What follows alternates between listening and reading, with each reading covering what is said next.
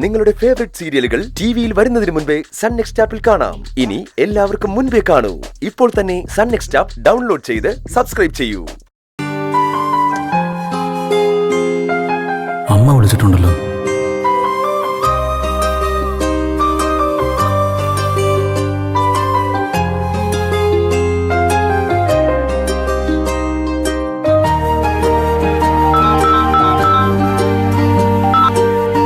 Hello hello അമ്മേ. നീ എവിടെയായിരുന്നു മോനെ? അമ്മ എത്ര തവണ വിളിച്ചു എന്നറിയോ? ഞാനൊന്ന് പുറത്തോട്ട് പോയിരിക്കായിരുന്നു. ഫോൺ എടുക്കാൻ വിട്ടുപോയി. അല്ല, അമ്മ എന്താ വിളിച്ചത്? ആ, ഞാൻ എന്താ വിളിച്ചെന്ന് ചോദിച്ചാ ഒന്നുമില്ല. ഞാൻ നിന്റെ ശബ്ദം ഒന്ന് കേൾക്കാൻ വേണ്ടി. ആ പിന്നെ, നീ എന്നാ ഇനി ഇങ്ങോട്ട് വരുന്നേ? ആ വരാമേ. ആ ഹോട്ടലിൽ പോയി ഇപ്പോഴും ജോലി എടുക്കുന്നുണ്ട് അല്ലേ? ആ, ചില ദിവസങ്ങളില്. ആ എടാ മോനെ, ഞാൻ ഒരു കാര്യം കൂടി പറയാനാ വിളിച്ചത്. ആ അമ്മ പറ. എടാ, അച്ഛന്റെ ഫ്രണ്ടായിരുന്ന ഒരു ശ്രീധരൻ സാറിനെ നിനക്ക് ഓർമ്മയില്ലേ? ആ ഉണ്ട്. അച്ഛൻ മരിച്ച ശേഷവും അദ്ദേഹവും വൈഫും കൂടി നമ്മുടെ വീട്ടിൽ പലതവണ വന്നിട്ടുണ്ട്. ആ ഓർമ്മയുണ്ടമ്മേ. ശ്രീധരൻ അങ്കിള് എനിക്കറിയാം. ആ ശ്രീധരൻ സാറിന് ഒരു അനുജനുണ്ട്. നിനക്കറിയാൻ വഴിയില്ല. പുള്ളി ഗൾഫിൽ എന്തൊക്കെയോ ബിസിനസ് ആയിരുന്നു. ആ പുള്ളിക്കാരനൊരു മകളുണ്ട്. ഞാൻ ഇന്നലെ ഒരു വിവാഹ റിസപ്ഷനിൽ വെച്ച് ആ കുട്ടിയെ കണ്ടായിരുന്നു. നീയും വന്നിട്ട് ആ കുട്ടിയൊന്ന് കാണണം. നല്ല കാര്യപ്രാപ്തിയുള്ള കുട്ടിയാ. ഞാൻ എന്തിനാമ്മേ വല്ല പെൺകുട്ടികളെയും കാണുന്നത്? ഇപ്പൊ അവള് വല്ല പെൺകുട്ടിയായിരിക്കും. അവളെ സ്വന്തം കുട്ടിയാക്കാൻ പറ്റുമെന്നാ എന്റെ വിചാരം. എനിക്കും ആ കുട്ടിയെ അങ്ങ് ഇഷ്ടപ്പെട്ടു. നീ വരണം, കുട്ടിയെ കാണണം, എന്നിട്ട് തീരുമാനങ്ങൾ എടുക്കണം. ആ, നീ എന്ന് വരുമെന്ന് പറ. അതനുസരിച്ച് വേണം ആ കുട്ടിയെ ഇവിടെ പറഞ്ഞു നിർത്താൻ. ആ, ഞാൻ വിളിക്കാം.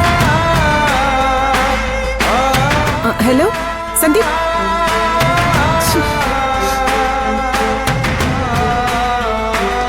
ചേട്ടാ,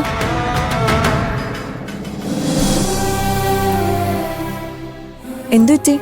ആകെ വരീഡാണെന്ന് തോന്നല്ലോ. ഏയ്,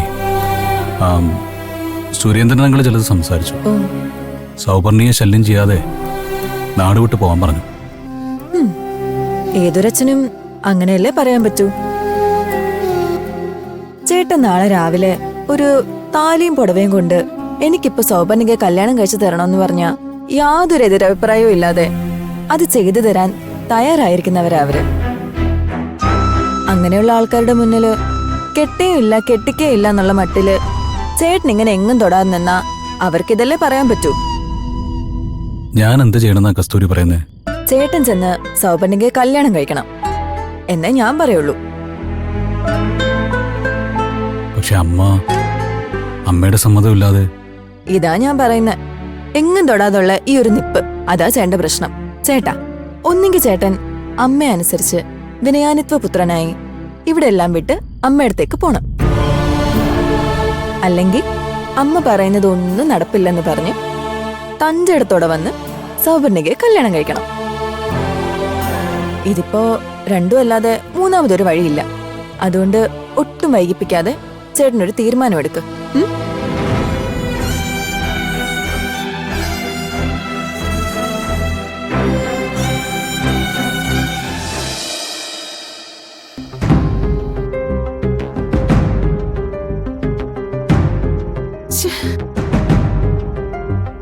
തമ്പിയേട്ടാ, നമ്മളിങ്ങനെ അയഞ്ഞു കൊടുത്താലേ സന്ദീപ് ചിലപ്പോ ആ പൂക്കാരിയും താലി കെട്ടി ഇങ്ങ് വന്ന് കളയും.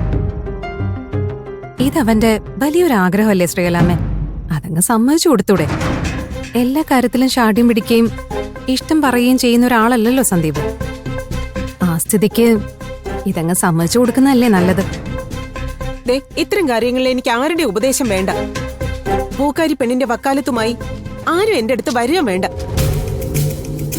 വക്കാലത്തൊന്നും അല്ല ശ്രീകളെ, അത് അവളുടെ ഒരു അഭിപ്രായം. അത് നമ്മൾ പരിഗണിക്കുന്നില്ല, അത്രേ ഉള്ളൂ.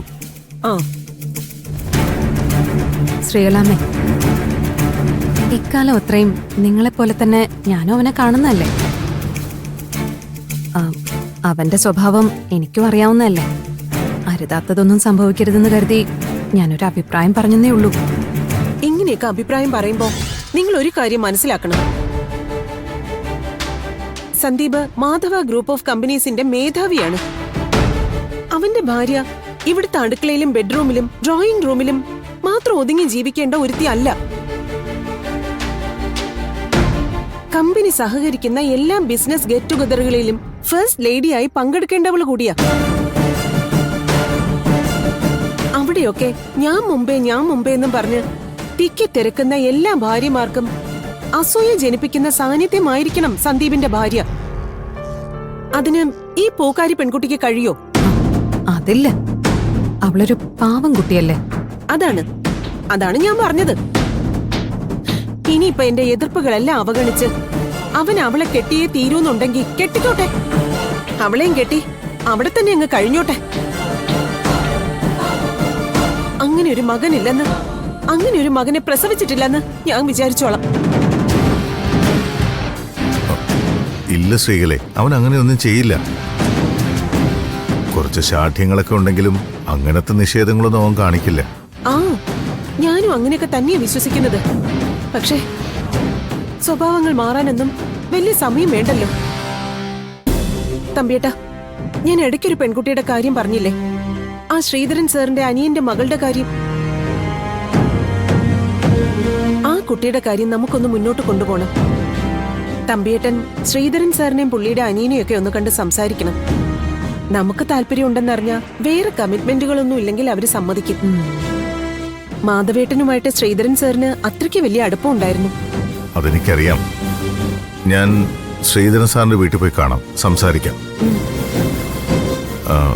ഈ പറഞ്ഞ അനിയൻ മിഡിൽ ഈസ്റ്റിൽ എവിടെയാണെന്നാണ് ഞാൻ കേട്ടത്. അതും അന്വേഷിക്കണം.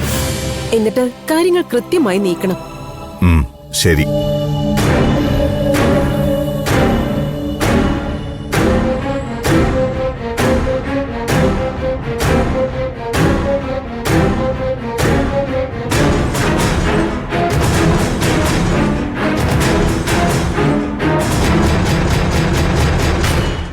നീ എന്ത് വർത്താനം ഈ പറയുന്നത്? എന്ത് വർത്താനം?